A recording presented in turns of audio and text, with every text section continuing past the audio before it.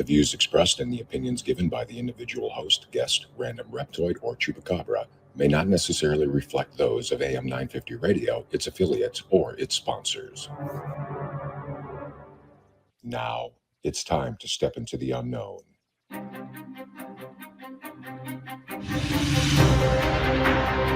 There are things people experience but never talk about.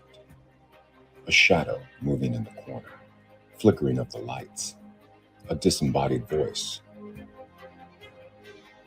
We invite you to talk with us. Share your story, share your experience, because this isn't just your story, this is our story. This is GhostBox Radio with Greg Bakun. And this is GhostBox Radio on AM 950, where every night we talk about the paranormal, ufology, Bigfoot, and so much more. My name is Greg Bakun. Thank you very much for joining me tonight. I just zoomed across town from Anoka to Eden Prairie because we just had Ghost Stories and Beyond tonight. We had Tom Maurer on, who is the state director of MUFON, and I mean this in the best way. Somebody... You know, those tin soldiers that you wind up and you let them go? That was Tom tonight. He was going like mad. And, he knows what he's talking about. It was a great conversation. We're going to have him back. We're going to have him back on the show, too, at some point. But, yeah, he was going. It was great. And he really answered a lot of questions. We had a pretty packed house tonight out there, and we're really excited. So thank you, Tom, very much for joining us. It's really been a lot of fun. I can't wait to get him back, not only at Ghost Stories and Beyond, but also for the show again, too. And the next Ghost Stories and Beyond is going to be November 1st. There is a guest that we've reached out to take part, but we haven't heard back from him yet, so I don't want to announce it. He's checking to see if he's available. A little bit different direction this time, but it's going to be a lot of fun. So definitely keep it, just... Always be looking out on GhostBox Radio with Greg Bakun on Facebook or Charvinity, and on Facebook as well, and we'll tell you what's going on. Now, tonight, I think it's going to be a really fantastic program, and I'm really looking forward to having listener interaction. Really, the only way we can do that tonight, though, is through the comments on Facebook. So if you are listening on the radio but want to take part, please go to GhostBox Radio with Greg Bakun on Facebook and take part and put in your comments. So I replayed it last night because last night we were at the advanced screening for The Exorcist Believer. We're going to talk about that Thursday and Friday. But we replayed this episode last night with Robert Robinson, who is a Bigfoot researcher, I think it's the best way. He's a good friend of mine. We've talked over many, many years.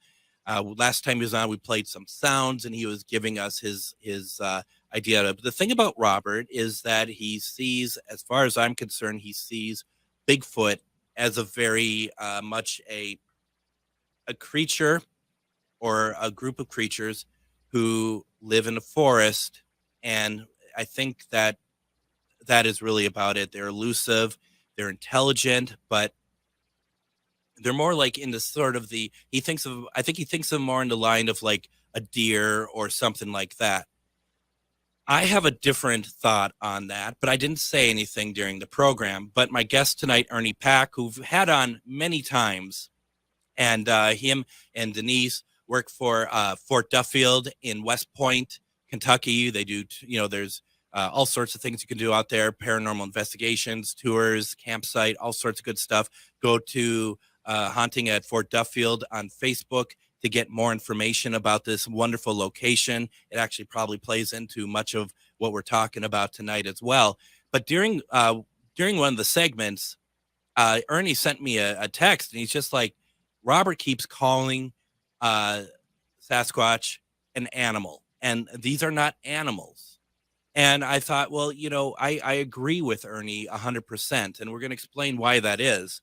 But the thing was, it's like at that point, I'm like, Ernie, why don't you come on and we'll talk about this? Because normally you see that I get Ernie on and we kind of just jab each other back and forth. But the one thing that Ernie is really good at is he has a very good mind for paranormal, for all the stuff him and his wife, Denise, have experienced a lot of things. So I really wanted to bring him on so we could have a really good conversation about this. It's controversial in our field, and I'd love your opinions on it. But Ernie, welcome to GhostBox Radio. Well, it's great to be back, Greg. Good to see you, brother. Good to see you too. I'm glad that you're feeling better, and that I think like I said at the beginning here, I think the real takeaway is that you can't look at these creatures at face value, right? Right. I mean, you see, for example, the Patterson-Gimlin footage, which you've talked about on this show. You broke it down. You know exactly what I'm talking about. Everybody that's ever heard of Bigfoot has heard of the Patterson-Gimlin footage. And you see this creature walking across that dry creek bed, and it looks like a big ape, an animal or something. Mm-hmm. And so people naturally think of Bigfoot as an animal. Yep. But yet, even the people who believe in Bigfoot, they have to question why there's not a body, mm-hmm. why we don't have a great clear photograph or great inconclusive or solid conclusive scientific evidence to back up the fact that they exist. And my opinion on that is simply that people are looking for the wrong thing. They're looking for an animal, and this is more of a transdimensional or energy type being. And when they know you're there, they do not show themselves so much. You will not be able to photograph them. And so the thought process here is that if it were just an animal, even one of like a little bit higher intelligence, we would have been having more of an existence with these creatures by now, right? Yes. I mean, you've got FLIR cameras, you've got drones, you've got IR, you've got every kind of scientific device known to man that has been used in the search for Bigfoot. And none of that has produced anything. Yet there are still thousands upon thousands of sightings and encounters reported worldwide by some very credible people, including the two people on this screen right now. Yep. And if it's just a animal, how is it so elusive? How are we not finding one? How are we not capturing one or finding a body of one? To me, it's a far bigger stretch to think that there's an animal out there that's so elusive, so cunning, so sly, that with all of this technology, we've not caught one. We've not caught a good photo or a great piece of physical evidence, anything like that to, once and for all say, yes, there it is. It's a bigger stretch to think that an animal could exist under those circumstances than to think of this creature as an interdimensional being, which is basically an energy being capable of cloaking, capable of basically disappearing. Yeah. And I don't know.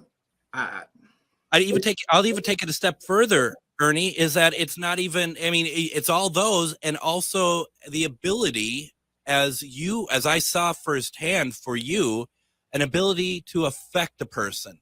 Yes. Yeah. We can talk about that. We were, you were there. Yep. We were in an undisclosed location in southern Indiana where we've had several encounters, including one of the most epic encounters that I could ever imagine anyone ever having. Mm-hmm. And you had been touched in that same area prior to that by something that was not there, but you said it was like a big hand touched you gently on the back of your head. Yep. And so we were back in that same area and turned around and started walking back toward camp. And I felt a huge hand in the middle of my back. Mm-hmm. And then this jolt of electricity went through me that brought me to my knees. I mean, I was not thinking about this, I was in perfect health. No reason for this at all, but I dropped to my knees there in the forest and was, just breath was taken. I was rattled there for a while. It was kind of weird. And It then, was. I mean, as you remember, you may not remember, my first instinct was, yes, he's dying. But yeah. see, I couldn't go too far. I mean, we made it what? We made it 10 minutes in. Yeah, good job. We didn't make it to the first break, Greg. No, we couldn't do that. But in all seriousness, though, it was actually pretty frightening because no one knew what was going on. I mean, and yeah, I was touched on my head. It was pretty transformational for me, but of course you had to one up it. And but I mean, it was pretty serious, though. I mean, you drop to your knees. Do you have any idea? Because I think, especially you and Denise are very in tune with energy. Do you have any idea why that happened to you? What sort of message was trying to be given to you? Well, if you remember, you actually broke out the spirit box. I did. And we asked, and we got a response. If you remember, he needed it. Like a healing then. Yeah. Like I needed an energy boost, but maybe they just hit me with more than I was ready to accept at that time. Like you flew back into the forest and we never saw you again. Yeah. It was pretty powerful. And with that and with my touch, all night we have been hearing something, not one thing, multiple things moving around in the woods.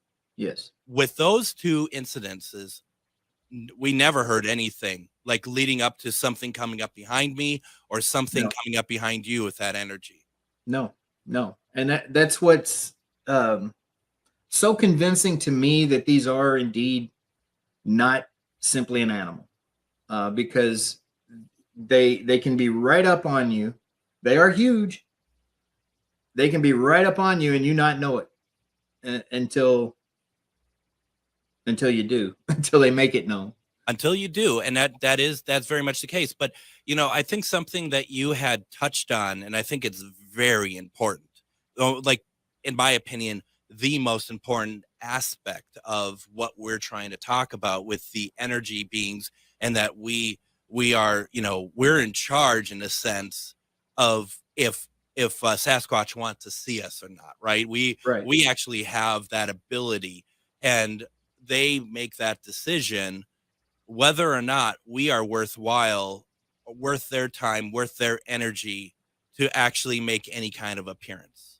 Absolutely. And it's just like we say, and I'm sure you talk about it in your paranormal seminars. The energy you bring to an investigation or to the forest has a lot to do with what you're going to get out of that investigation or that trip to the forest. Yeah. And that's something that Squatchman Greg Yost talks to us about all the time. You bring high energy, you bring positive energy. You're not threatening. You're not out to do wrong or do harm. And you're going to have a better chance of having an experience. And like Denise said, they have communicated with us using the same equipment, like we just touched on, the spirit box. Yeah. I mean, we've had REM pods, we've had mel meters, we've had EDIs, we've had all kinds of equipment out there in the forest and gotten interaction through what we think is the forest people. And once again, calling them the forest people, I think, is a very important aspect of what we're talking about here as well. Because I was just thinking about this when you had said that, because there's people who wonder if like Sasquatches have something to do with alien life, if they have something to do with UFOs, everything else. In my opinion, whatever that's worth, that is not the case. They are truly, they're one with the earth, they're one with nature. And one of the reasons why, and we just have a couple minutes before break, but one of the reasons why is the appearance of elementals that always seem to be around when we're going to get some sort of Squatch activity. Yeah. We've had some weird sightings of other creatures that are, like mythical creatures, basically. What are they called? Puckwedgies, weird little goblin looking things. Mm-hmm. I mean, just, different types of elementals we've sighted there in those same forests where we've had these Sasquatch encounters. And Oh, sorry, I didn't mean to cut you off. I mean, I No. did, but I didn't. But I will say that I do feel like even with the UFOs and the aliens, I think that there's a lot of energy. I think that, if there's creatures visiting us from another planet, I think they obviously are far more in tune with the energy that they possess within their being, just like a Sasquatch or just like a deceased human spirit. Yeah, absolutely. And I think that's important to talk about, for later in this show. And I think what I'm going to want to do right now, let's take our first break. We got a lot to unpack here still. This is actually really cool to talk about. I have a lot of comments in the comment section I want to get to. We have a lot of stuff to talk about. If you disagree, let us know. You're listening to GhostBox Radio on AM 950.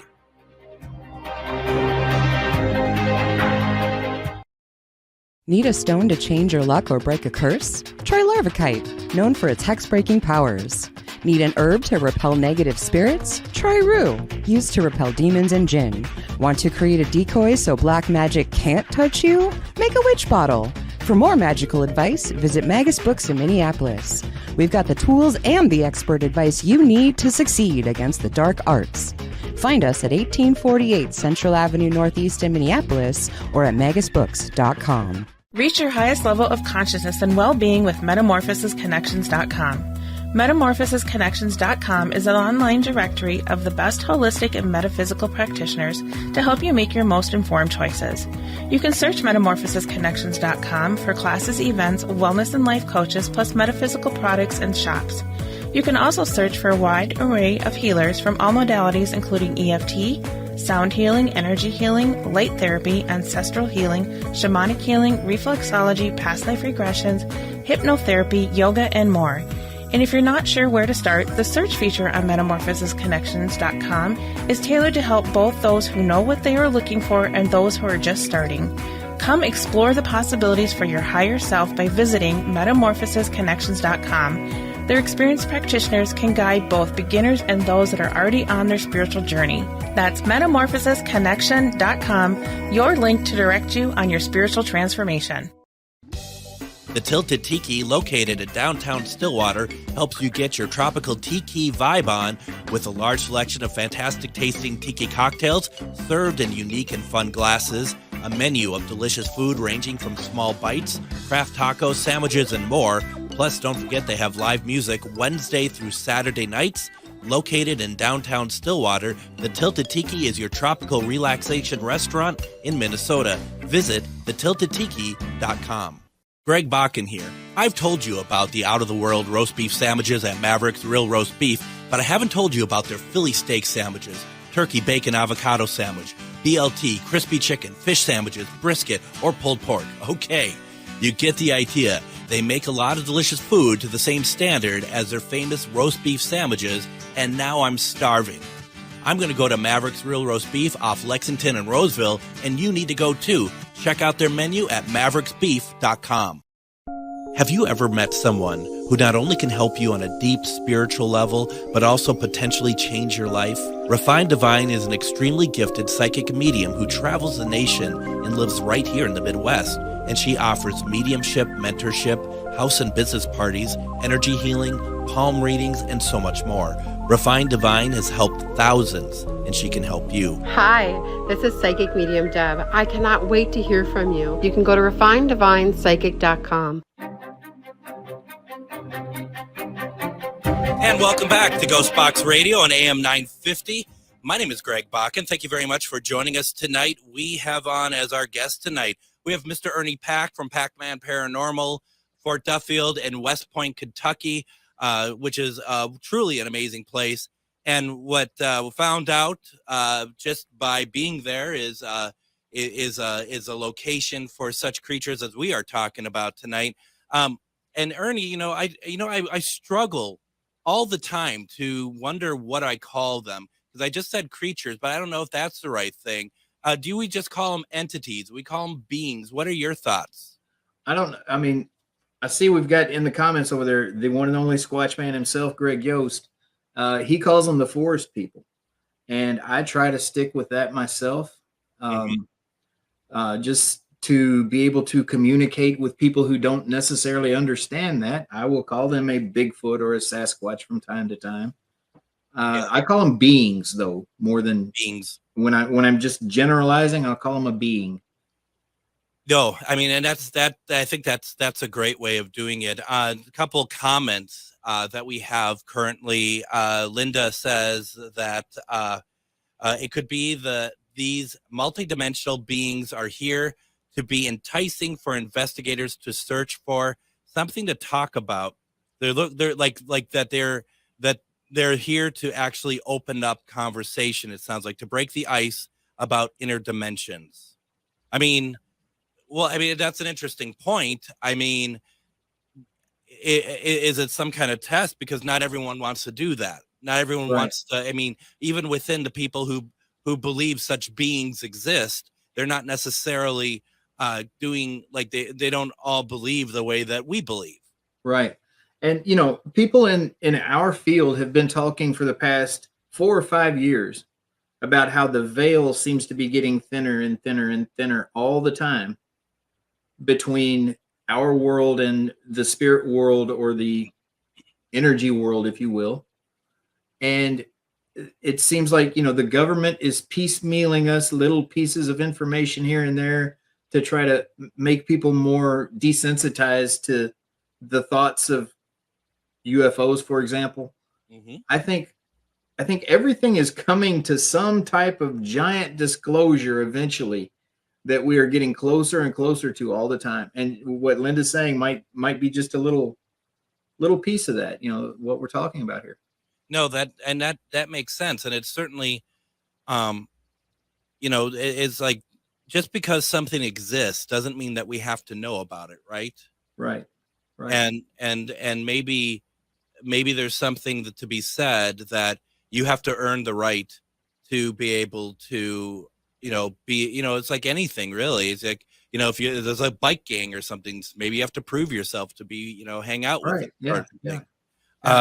It's really interesting. Now, Denise, who you may know, she says that Squatchman, who apparently is watching, or at least stopped in for a second, Mr. Greg Yost, Squatchman thinks that they're godly people, and we've never felt threatened around them. And I think that's a really important part. I think both those points seem to be very, very accurate from my limited experience with what we've been doing with this. Yeah, I agree. I'll tell you, the first time I had a up close, I guess, encounter was about 3 years ago, maybe 4 now. Mm-hmm. We were in a place they call Gates of Hell. It's Casey Cemetery, and we were doing a live stream. And Squatchman was going to be there. He hadn't gotten there yet. It was Denise, myself, and another gentleman. And we were standing there by our van, and we heard something huge coming up through the woods. And it was very close to us, and it was very big, and it was moving very fast. And I did get scared and felt threatened at that moment. I'll say it. Yeah. And of course, Denise ran straight toward it. But since talking I had not met Squatchman before that. Okay. Yep. Met him the next day. He started explaining his philosophies and his interactions with them.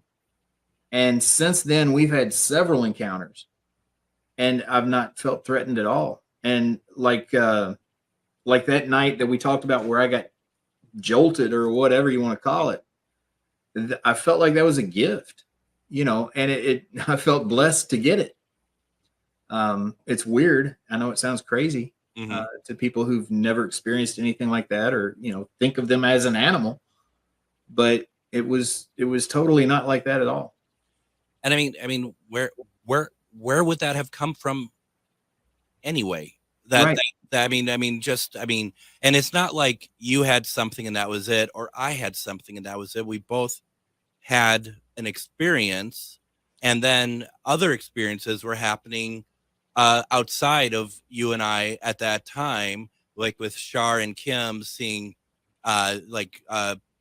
individuals down far away walking, and they're thinking that they're actually campers, and they're not. I mean, there's just, and then let alone, as we kind of alluded to a little bit, the elementals, and that I don't think that could be that can be glossed over, because that's a very important part of it. It seems like.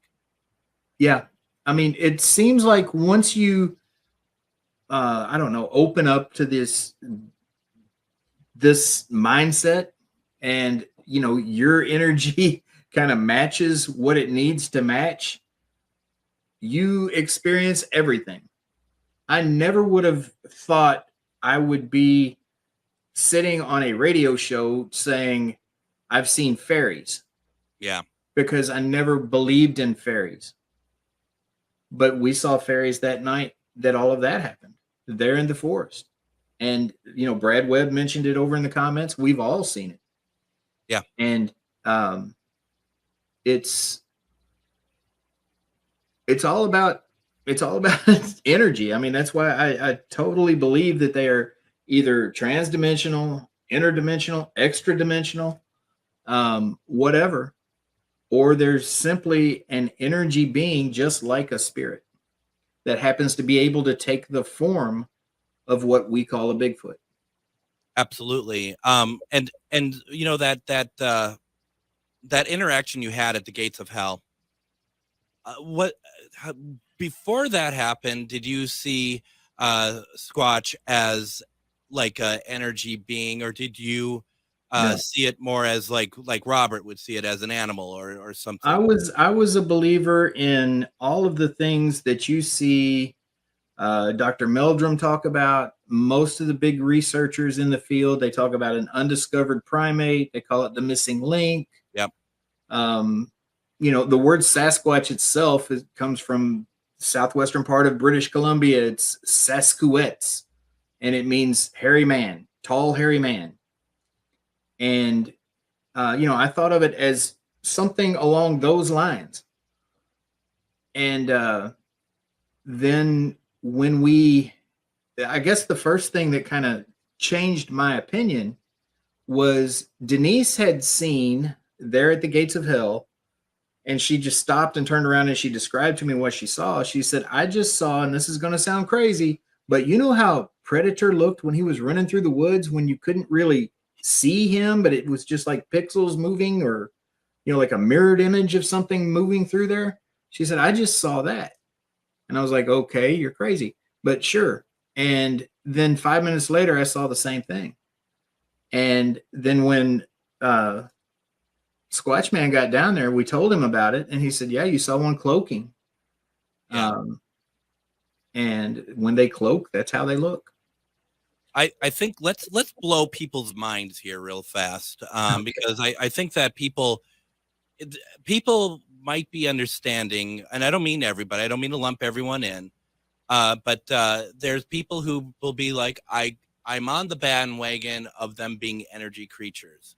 But so Shar puts up this comment, and she says that she believes that this is why she had her second experience, because of the energy connection. Now, the thing that's interesting about this is that the second encounter, because we were all together for what we'll call our first encounter. You've had other encounters, but as a group, our first encounter,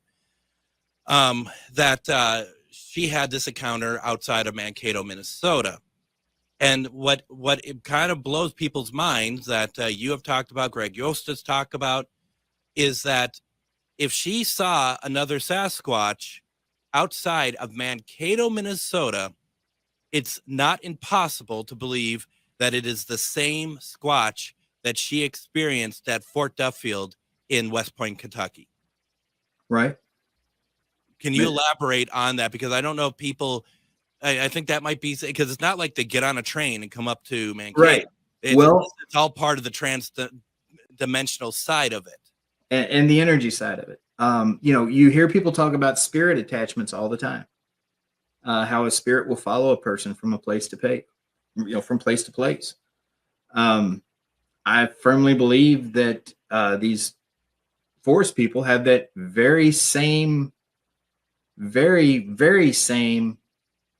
ability. to attach to a person. If you bring an energy that they are attracted to, they're going to be with you, and they will opt to show themselves in multiple places. Greg Yost has talked about traveling to the Pacific Northwest to do some Bigfooting. He's got a forest person that he's very close to in his forest up there in southern Indiana that he calls Big Red. And he encountered Big Red out, I believe it was in Montana or something. And, yes, it's hard to imagine, but I don't doubt it a bit. Now, what Shar didn't tell us about is that she had another encounter with a creature I am not familiar with, and that is Bugfoot. Yeah, Bugfoot. Bugfoot. I mean, I that was a new one on me, but I'm looking forward to finding out more about Bugfoot, and we'll have an episode about Bugfoot. Folks, I'm just giving you all a hard time. She misspelled Bigfoot and put an I, a U instead of an I, so it's now Bugfoot. Right. I don't know why it's so funny to me, but it is. But she redeems herself with that. She says, I believe that it's true that it's the same Squatch. The energy was familiar, and this is coming from someone who reads energy for a living. This is what they do. This is their gifts, just like the spirits are familiar, and you know who is there by their energy. Mm-hmm. And I guess that's the thing too, is that that as we talked about on here, you and I talked about, Shar and I talked about. In fact, I believe it was actually said tonight at Ghost Stories and Beyond by Tom Maurer. Everything. The way that we go about reaching out to these beings, spirits, aliens, it's all the same because it's all energy. Absolutely. And Tom said tonight, because he said people always wonder, how do they get a chance to see a spaceship or be, have some sort of alien interaction? And Tom would say to them, well, have you asked for it? And that is exactly what we do, isn't it? Exactly. Squatch Man, the most epic encounter that I touched on earlier that I can imagine. Denise, myself, our daughter Cora was there with Squatch Man, and he walked out to the forest, raised his hands, and said, "My friends, this might be my last night here. I'm moving. I would love it if you could do something epic for me tonight. Yeah. Could you put on a show?" And within about 15 seconds, 7 trees fell in that forest all around us. And they were huge trees. Mm-hmm. There was no wind, no rain, no nothing, no reason for this other than he had asked for it and they did it. Yeah. And, like you said, you just ask for it. And trees don't fall. 7 trees do not fall coincidentally. Right. And they were all a safe distance away from us, and they were all around us. I mean, in a complete circle around us. Yeah. It was just I don't know. It was pretty freaking awesome. And a couple minutes before we go to break, but Denise says that we recently learned that they can follow you home after an investigation, just like spirits. We found a footprint in our dining room after a weekend in the forest. And it's not one of your big Neanderthal feet, is it? It's no. Okay. I mean, I wear a size 13, but this footprint was way bigger than mine. And this was at a time we had just moved into the house and we hadn't started cleaning that area yet. And this house was filthy when we first got in here. And this track was left in the dust there the morning after we had been Bigfooting. And we felt like maybe one had followed us home. And why wouldn't they, right? I'm awesome. Why wouldn't they? Well, I mean, that's certainly absolutely not what I was trying to convey here. Right. It was more of just the idea of, I mean, Denise is awesome. Yeah. So there might have been some of that going on, but just the idea of like, if they like you, why not? Why not? Why not? Maybe they're just checking in or something. Exactly. I firmly believe it. I mean, it's really I'm just curious. I wonder how many people who are listening that this is such a foreign concept, that it's a really tough one. And I have to admit that when I had somebody who said the same thing about bringing forward aliens and stuff. I'm not talking about Tom Maurer tonight. I'm talking about years ago. I just like that was a hard one for me to understand. Now I'm in a different place. This is really kind of a mind-blowing conversation. It probably is a mind-blowing conversation for a few people, I would think. Yeah, and I would hope so, honestly, because it is so frustrating to me to see people put so much effort, so much money, so much time into searching for something that they are not going to find. You are not going to find an animal in the forest called Bigfoot. No. You might find an energy being or a transdimensional being in the forest that you call Bigfoot, and it'll look just like the thing you were looking for, but it'll be totally different than the thing you're looking for. Absolutely. You won't find it by going hunting like you're hunting for an animal. No, absolutely not. This is what I'd like to do right now. I'd like to take our second break. When we come back, we have some more discussion about this to talk about. There's actually a picture that we want to show. Not great if you're on the radio, but there's a lot more to talk about. You're listening to GhostBox Radio on AM 950.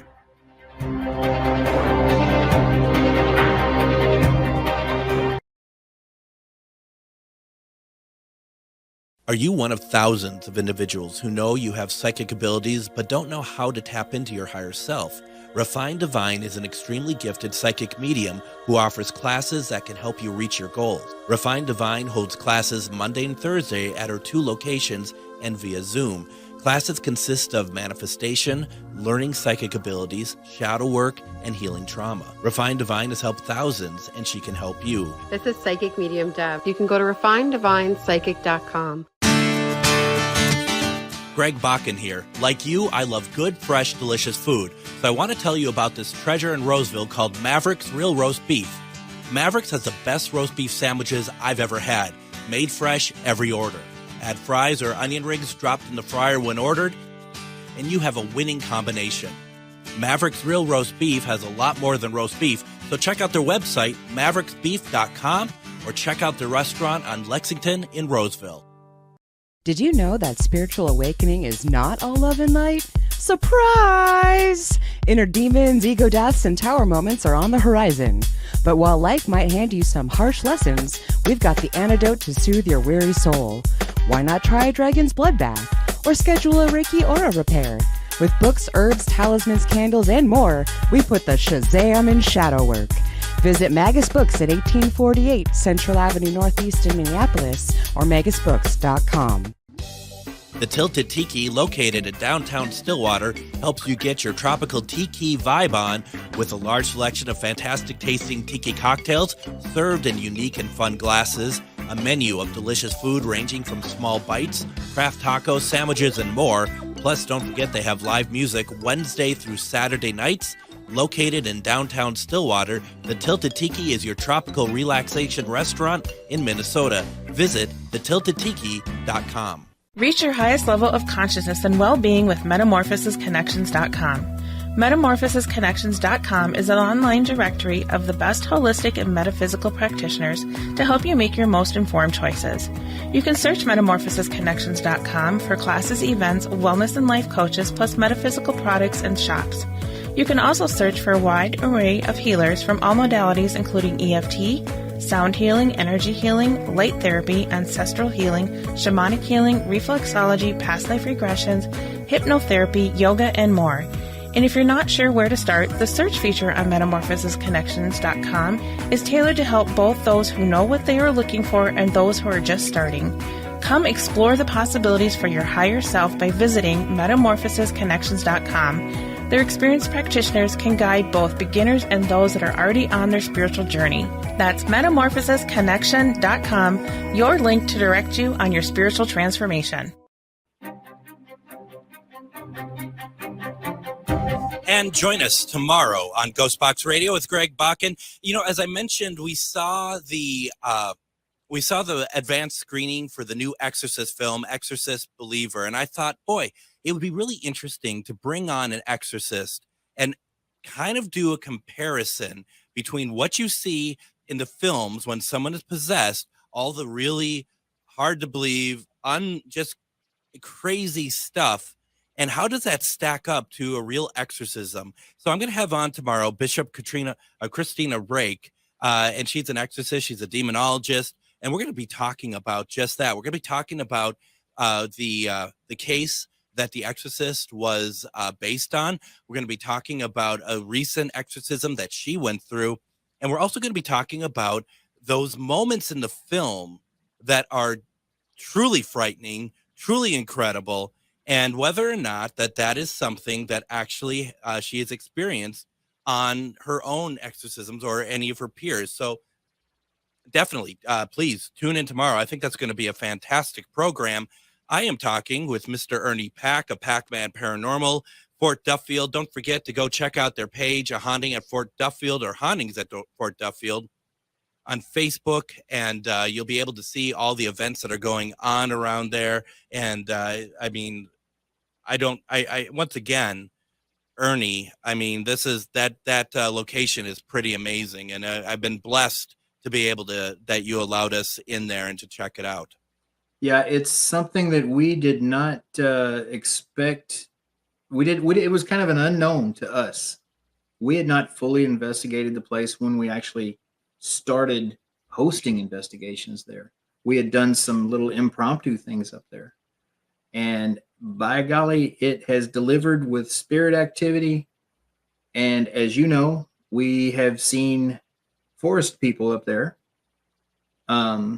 I had the last private overnight we hosted there. The entire group saw a Bigfoot walk all the way across the fort. It came up over the wall and went all the way through the fort and down into the woods. The earthen wall?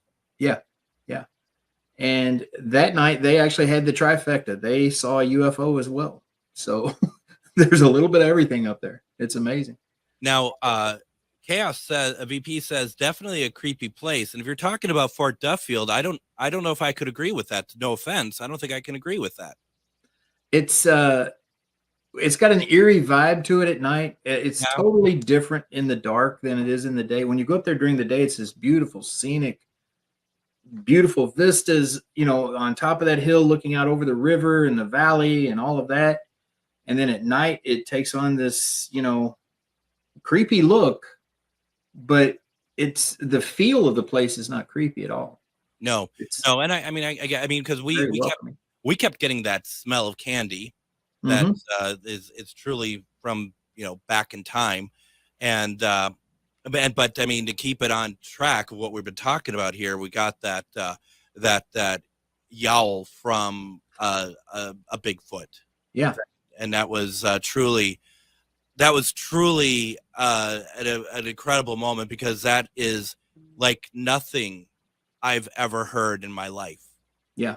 It was not a coyote. It was not a bear. It was not an animal.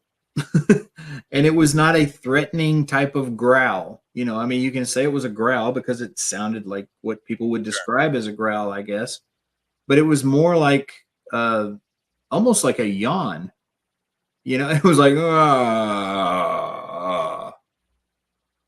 I don't know. It was, I'm not great at impersonating them, but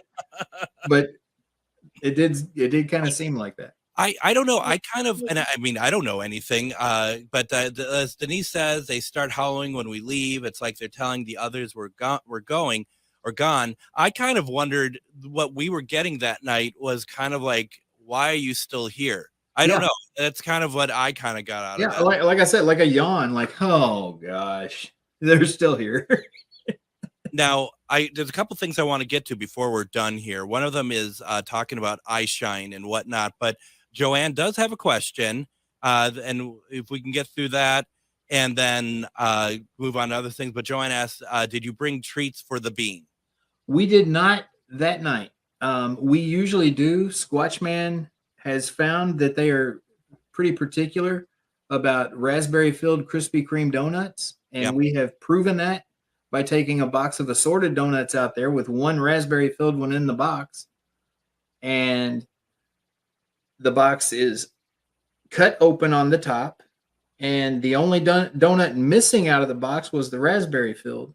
There was another cream-filled donut in the box that there was a huge thumbprint in the middle of, but they had left it. It was like they stuck their thumb in there, licked it, like, nope, not raspberry, and then reached in and grabbed the other one.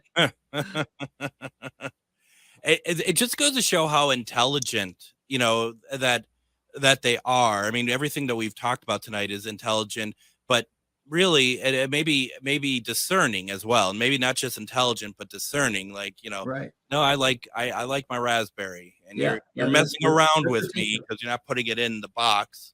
But Yeah. no, it's pretty incredible. Now, one of the things that is talked about, like on the programs, like the shows, if you watch them, is the idea of the concept of eye shine.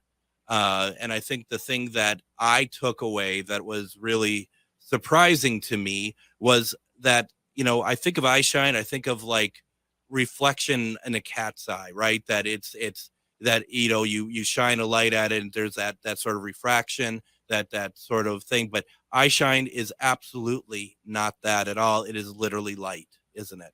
Yeah, they are self-illuminating. You saw it in Southern Indiana for sure.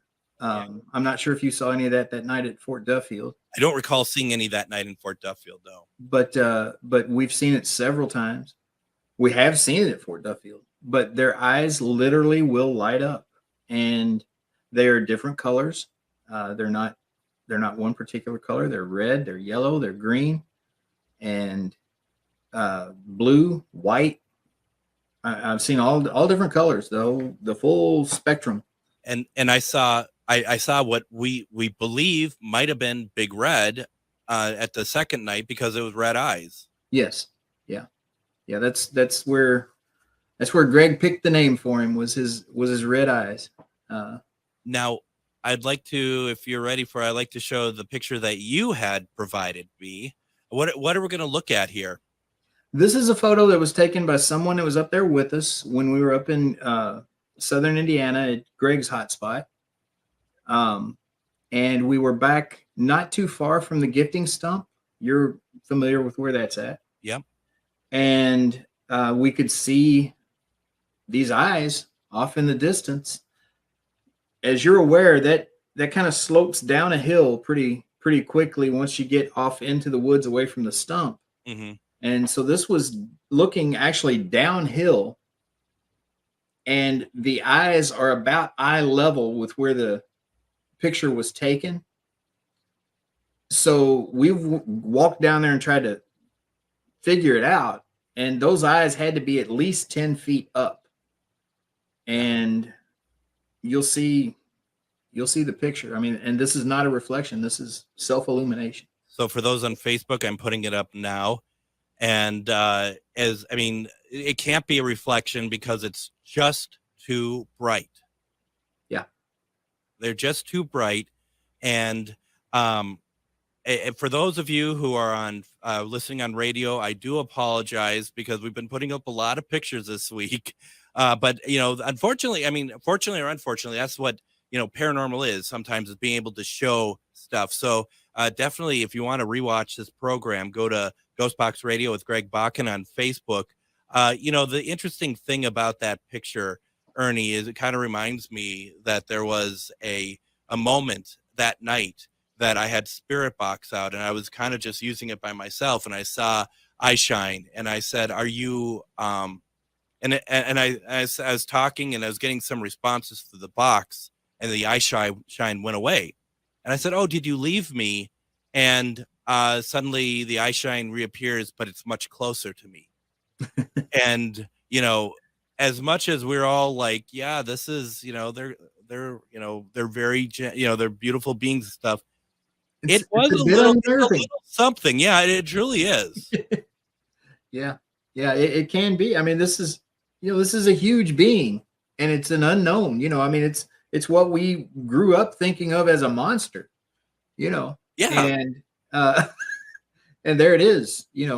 Getting closer to you, and you can't see it or hear it coming. No, because like I said, it disappeared and it just showed up. But it was also during that point, and this is where we talk about, the kindness. There has to be kindness. We're not out there with guns. We're not out there with anything other than the open heart. And I know this sounds, 60s and flower power and everything. We sound like a couple of hippies. Yeah, totally. But I mean, I remember saying, I actually, it's so weird because why did I say that? I said with the spirit box going, I said, I love you. Yeah. Yeah. I remember you saying that. And the response back was something that comes back and says, I love you. Yeah. Yeah. And it's amazing. I mean, you cannot get it through to people that just don't want to open their mind to those possibilities. But once you get out there and you get in that mindset, you get your energy to where it's positive. You're open-minded. You're focusing on nothing but doing right. As weird as that might sound, yeah, it's amazing what you experience.